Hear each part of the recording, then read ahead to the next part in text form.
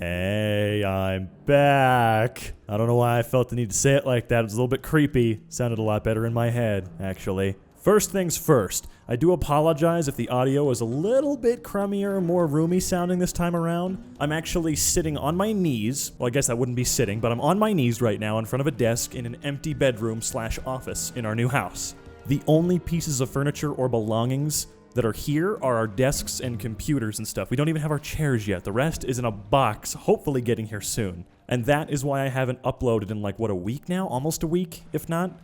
Feels like 12 years, to me at least. But I am back. Things should return to normal. And yeah, let's get this shit show on the road, folks. So today's story is another one about me being stupid.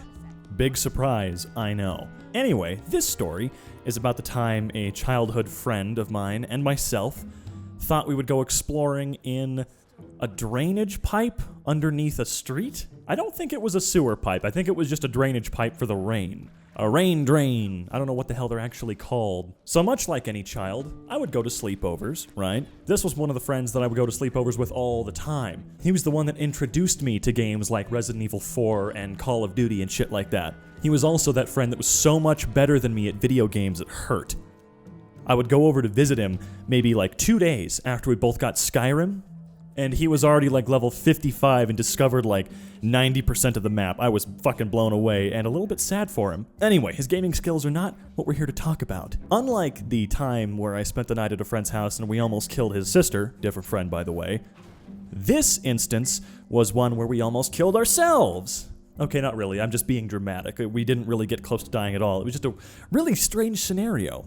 So, he lived in a development in a town, like quite literally, maybe like 2 miles past the border into Washington State. It was a small town with lots of cookie cutter houses, just a new development in general. Half of the entire neighborhood he lived in was like a big ass empty lot, where they were planning on building the neighborhood outwards a lot more. So naturally, in a giant empty field, your imagination can roam free. And we, being the weirdos that we are, discovered a, well, like I said, a storm drainage pipe.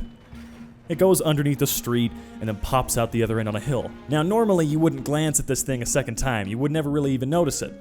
However, the reason we noticed it was because it was absolutely massive. And no, we're not talking iDubbbz massive, where you go out into the ghetto or the forest or wherever the hell they go and then climb into the actual sewer system. You ever seen that scene from The Shawshank Redemption where Andy Dufresne is crawling his way out through a mile of shit? A little bit bigger than that. We decided we would try climbing into it. Why? That question has already been answered maybe 12.5 times throughout the millions of stories I've told so far. However, we didn't venture too far inside. This was maybe like 1 or 2 p.m. So the sun's still high in the sky, and we figured, you know what, let's wait till it's nighttime, because clearly that's way cooler. So once the sun went down, we grabbed a shit ton of lights, as many as we could, and a camera. I wish I still had the footage from this, because I did record it. I swear to God, I did. And I was planning on uploading it to a YouTube channel that I had not created, because this was back around the time where I was getting more and more interested in maybe doing something for YouTube. So no, you don't get to see what we recorded inside of the drain pipe. But yeah, like I said, we grabbed a bunch of flashlights and set out on an adventure. Little did I know that adventure would be really fucking stupid, a giant waste of time. We wanted to see how far in we could get, which, for those of you listening at home, if there are any parents nearby, I'm not condoning being this stupid, so don't think that I am, but I did it. I can't change that fact, and I learned from it. You know, don't be that stupid again. So yeah, we tried to see how far in we could get. It all started pretty normal. You know, just crawling through I think we crawled through maybe 25, 30 feet, and then we made it to this hub, so to speak, which I believe was where the drain connected to the street and would just plop down, and then it would drain out the sides on either side because the road was kind of on a hill, so to speak. You've seen it before. Now, it was a very cold time of year. I don't remember the exact time of year. I don't think it was fall. I think it was winter, but I don't remember exactly what time in winter. Chilly enough to where that hub full of water, which it was a reservoir that was full of water, maybe like 6 or so inches, was actually frozen over. Or at least, we thought that's how deep it was. You see, he decided that what he was going to do is climb out and try to cross to the other side where the other pipe is, right? We were going to see if we could make it all the way through from one side of the road to the other. This is where it really hit us how dumb we are. Because as he's climbing over the little icy chasm, it starts to break. Now you can imagine our only escape route is back the way we came, and I did not have any room to turn myself around to climb out faster. So, in a moment of sheer panic and oh my god, did we really do this, I start backing up as fast as I possibly can, whereas he is like maybe 2 seconds from falling into a pool of water we don't know how deep. It was probably like a couple of inches, but you never know. You never know with this kind of shit. Honestly, for all I know, he could have sunk to Satan's bedroom. This was really where my whole claustrophobia thing started to catch on a little bit.